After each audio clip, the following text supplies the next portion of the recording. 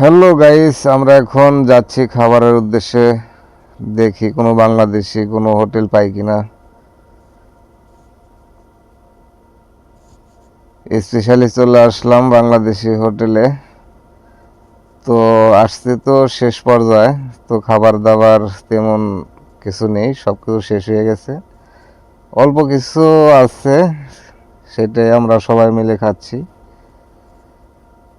তো দেখতে পারছেন, সবাই মিলে আমরা খাবার দাবার খাচ্ছি।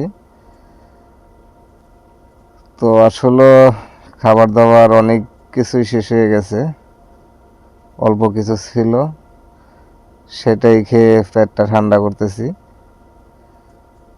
তো সবাই মিলে দোয়া করবেন আমাদের জন্য।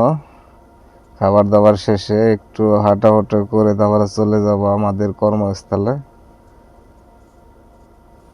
তো সবাই ভালো থাকবেন, সুস্থ থাকবেন। আল্লাহ হাফেজ।